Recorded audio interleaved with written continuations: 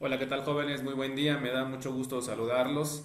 En esta segunda semana vamos a dar inicio con el tema número 4 de este curso de preparación para su examen Ceneval. No sin antes comentarles que debajo de la descripción del video van a encontrar ustedes los enlaces para la descarga de la bibliografía en caso de que ustedes quieran ampliar más los contenidos que se van a analizar en esta sesión. Asimismo van a encontrar el enlace para la realización del ejercicio correspondiente para evaluar esta sesión, ¿de acuerdo? Entonces el día de hoy vamos a iniciar con el tema número 4. Sí es importante comentarles, como bien se los hice saber en la presentación, que este tema 4 fue dividido en dos partes.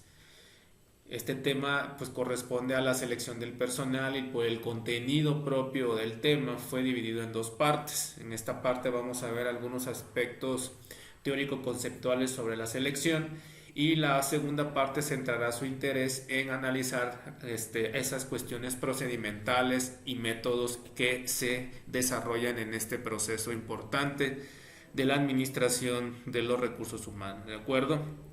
Ok, entonces vamos a empezar señalando la importancia que tiene el proceso de selección de personal. Recuerden que la selección del personal es una parte fundamental, es la segunda etapa más importante de la gestión de personal, y la selección es una actividad de comparación o de confrontación. Asimismo es una actividad de elección, de opción y decisión, es un filtro, ¿no? Y por consiguiente es una actividad que se debe realizar de manera restrictiva. En términos generales, la tarea básica de la selección, y eso es importante recordarlo, es escoger entre los candidatos reclutados, pues aquellos que, en este caso, tengan mayores probabilidades de adaptarse al cargo ofrecido y desempeñarlo de manera satisfactoria. La selección de personal, si ustedes recuerdan, busca o intenta solucionar dos problemas fundamentales.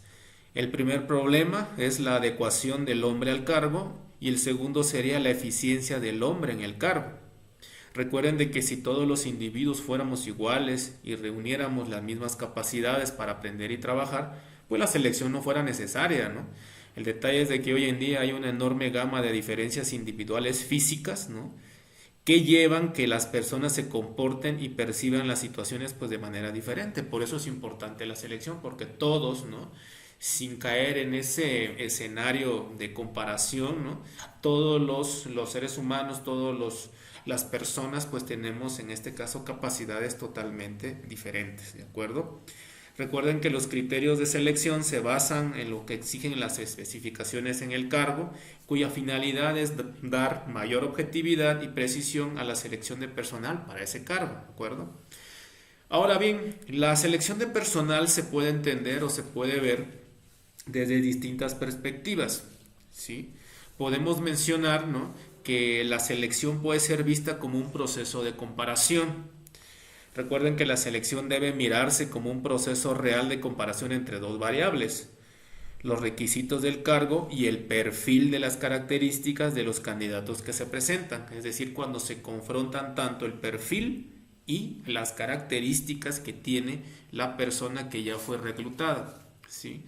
Asimismo, la selección puede ser vista como un proceso de decisión, ¿sí? En este proceso de decisión, la etapa de la selección implica tres modelos de comportamientos. En esta, la selección vista como un proceso de decisión involucra o centra su interés en el análisis de tres modelos de comportamiento. El primer modelo es el modelo de colocación. En este modelo hay un solo candidato para una vacante que debe ser cubierta y por ende pues el candidato presentado debe ser admitido sin objeción alguna. Es un solo candidato para una sola vacante, ¿de acuerdo?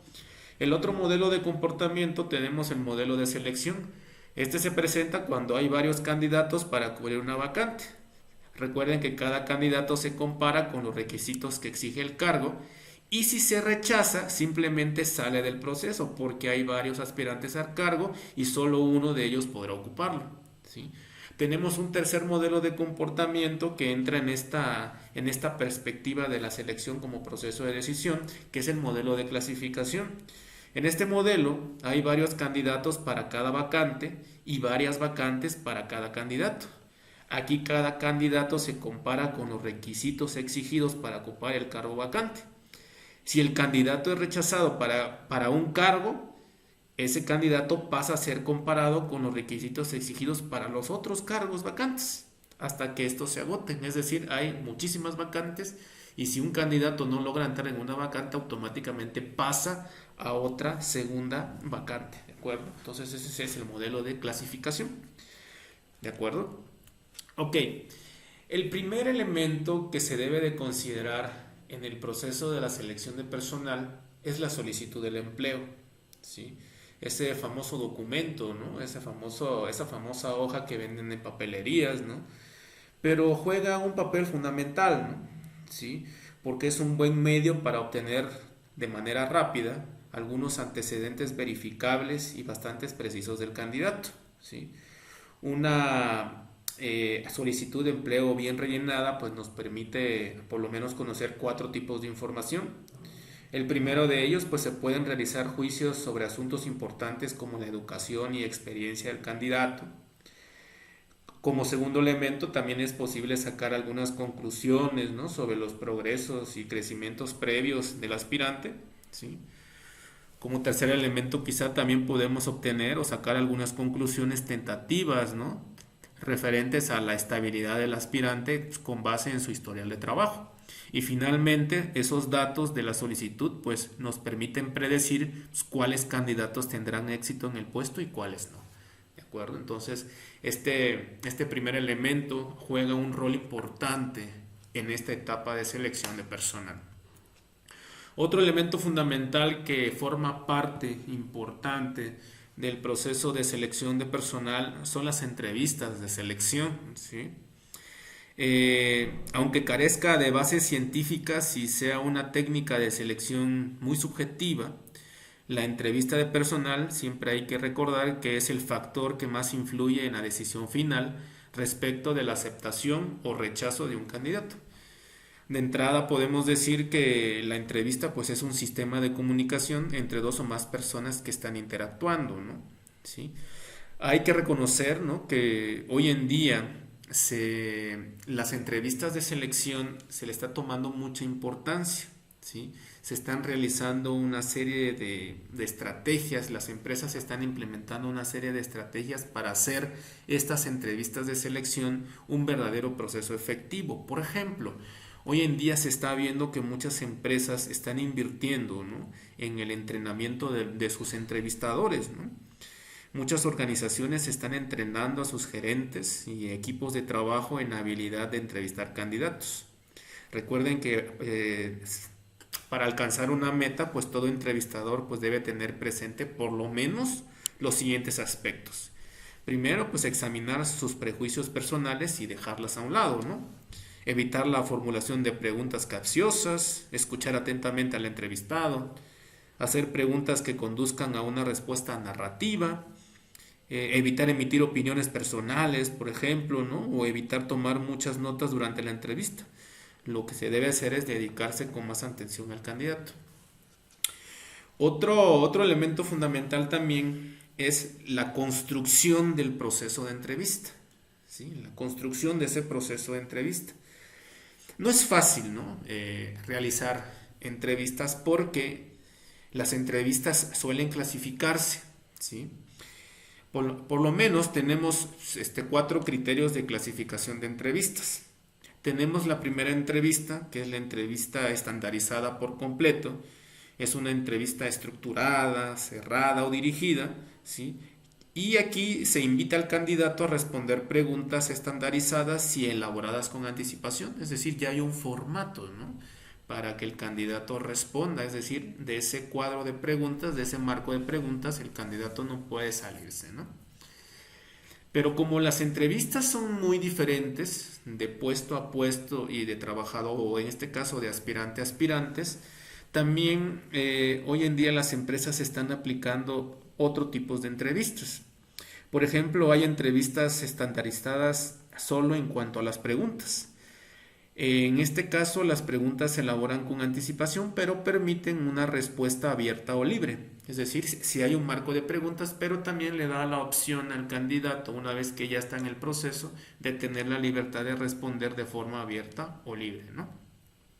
Tenemos también la entrevista dirigida. Aquí no se especifican preguntas, sino el tipo de respuesta deseada, ¿no? Se aplica solo para conocer ciertos conceptos de los candidatos. Aquí el entrevistador se debe formular las preguntas o debe saber formular las preguntas de acuerdo con el desarrollo de la entrevista. Es decir, aquí conforme vamos avanzando en la entrevista, el entrevistador debe tener la habilidad de seguir formulando más preguntas. Las preguntas se van realizando en el mismo proceso. Y tenemos por último la entrevista no dirigida, ¿no? Aquí son entrevistas totalmente libres y su desarrollo y orientación pues dependen por completo del entrevistador. Por lo regular estas entrevistas se les critica su escasa coherencia debido a que no tienen un itinerario preestablecido para cada entrevista. Es decir, aquí no hay una serie de preguntas, sino en ese instante de la entrevista se está desarrollando completamente todo, ¿no? ¿Sí? Ok. Bien, llegamos luego entonces a la etapa de la entrevista de selección, ¿sí? La entrevista de selección pasa por 5 etapas fundamentales que debemos tener bien identificadas, ¿sí? La primera etapa es la etapa de la preparación, ¿sí? Recuerden que una entrevista no debe ser improvisada ni hecha a la carrera. Una buena entrevista debe tener objetivos bien específicos y establecidos. Ya debes tener seleccionado el tipo de entrevista. Debe haber una lectura preliminar del currículum vitae del candidato por entrevistar, ¿no? Y sobre todo se debe tener la mayor cantidad posible de información sobre el candidato por entrevistar. Aquí podemos decir que la preparación juega un papel fundamental porque se tiene que hacer de manera ordenada y sobre todo obteniendo la mayor información de cada uno de nuestros aspirantes. El segundo elemento, la segunda etapa, estamos hablando de una etapa de ambientación, estamos hablando del ambiente, ¿no? Cuando hablamos del ambiente desde el punto de vista de la entrevista de selección, estamos haciendo referencia a 2 tipos de ambiente, el ambiente físico y el ambiente psicológico. El ambiente físico es ese local, ¿no? Es el lugar donde la entrevista debe ser confortable y estar destinado solo para ese fin, sin ruidos ni interrupciones. El lugar debe ser el más adecuado. Otro es el clima psicológico, ¿no? Sí, o el ambiente psicológico, en donde el clima de la entrevista pues debe ser ameno y cordial. No debe existir temores, ni presiones de tiempo, ni coacciones o imposiciones, ¿de acuerdo? De ahí recaemos a una tercera etapa que es propiamente el desarrollo de la entrevista, como tal, ¿no? Esta etapa es la etapa fundamental del proceso, que es donde se obtiene pues, la información que ambas partes desean, ¿no? ¿Sí? Aquí es donde se analiza el propio contenido, ¿no? Que es la información que el candidato suministra, ¿no? De sí mismo sobre sus estudios, experiencia profesional, y también en el desarrollo de la entrevista analizamos el comportamiento del candidato, ¿no? Que no es más que la manera en cómo reacciona en una situación, su forma de pensar, su forma de actuar, sentir, su agresividad, su asertividad, ambiciones y motivaciones. Digamos que el desarrollo ya es propiamente ese proceso de preguntas y respuestas, ¿no? Como penúltimo elemento de este proceso tenemos la terminación de la entrevista. Dice, pues la entrevista debe ser abierta y desarrollarse libremente, sin obstáculos ni timideces, ¿no? Y la terminación de la entrevista pues debe ser cortés, ¿no? El entrevistador debe hacer una señal clara para indicar que la entrevista pues ya terminó, ¿no? ¿De acuerdo? Y igualmente en esta etapa se debe proporcionar al candidato información sobre la acción futura y cómo será contactado para los resultados, ¿sí? Como último elemento tenemos la evaluación del candidato, que una vez a partir de ese momento en que el entrevistado sale del lugar, el entrevistador debe iniciar de inmediato la tarea de evaluación, puesto que los detalles están frescos todavía pues, en la memoria, ¿no? ¿De acuerdo? Sí hay que tener presente eso. Ahora bien, hablando de exámenes, ¿sí? Que son también otra, aparte de las entrevistas, también en la etapa de selección de personal entran los famosos exámenes, ¿no? Si vamos a ver alguna serie de exámenes. El primer tipo de examen que se involucra o se toma en consideración en el proceso de selección de personal son los exámenes de conocimiento. Los exámenes de conocimiento, incluso en algunos son llamados pruebas de conocimiento, pues son instrumentos, ¿no?, para evaluar con objetividad los conocimientos y habilidades adquiridos mediante el estudio, la práctica o el ejercicio, ¿sí? Recuerden que existen una gran variedad de pruebas de conocimientos, ¿no?, por lo cual se acostumbra a clasificarlos en cuanto a la manera de aplicarlos, ¿de acuerdo? ¿Cómo los vamos a clasificar? Tenemos 3 criterios de clasificación para, en este caso, saber la forma en cómo se desarrollan los exámenes de conocimientos. El primer criterio de clasificación es la clasificación en cuanto a la manera de aplicarlas. Aquí los exámenes de conocimiento se dividen en 3, en orales, en escritas y de realización. Las orales pues son pruebas aplicadas mediante preguntas y respuestas orales, ¿no? Se asemejan a la entrevista, pero estas se formulan preguntas orales específicas que tienen como objeto respuestas orales específicas también. Tenemos también las pruebas de conocimiento escritas. Estas pruebas son aplicables mediante preguntas y respuestas, pero en formato escrito, ¿no? En general se aplican en las escuelas y las organizaciones para medir conocimientos adquiridos, ¿no? Posteriormente tenemos los exámenes de realización, que son pruebas aplicadas mediante la ejecución de un trabajo o de una tarea. Es una cuestión más práctica, ¿no? ¿De acuerdo? El segundo criterio de clasificación es la clasificación en cuanto al área de conocimiento abarcados. Aquí tenemos pruebas generales y pruebas específicas. Las pruebas generales, como bien saben, pues miden, ¿no?, nociones de cultura o conocimientos generales. Y las pruebas específicas centran su interés o indagan conocimientos técnicos directamente relacionados con el cargo en referencia, ¿sí? Y por último tenemos la clasificación en cuanto a la manera en cómo se elaboran las pruebas. Tenemos 3 tipos de pruebas o 3 tipos de exámenes de conocimientos. Tenemos las pruebas tradicionales de tipo discursivo o expositivo, ¿no? Aquí abarcan un número menor de preguntas porque requieren respuestas largas, explicativas, demoradas, ¿no? Las pruebas tradicionales son preguntas muy, digamos, son pocas preguntas, pero las respuestas son muy extensas, ¿no?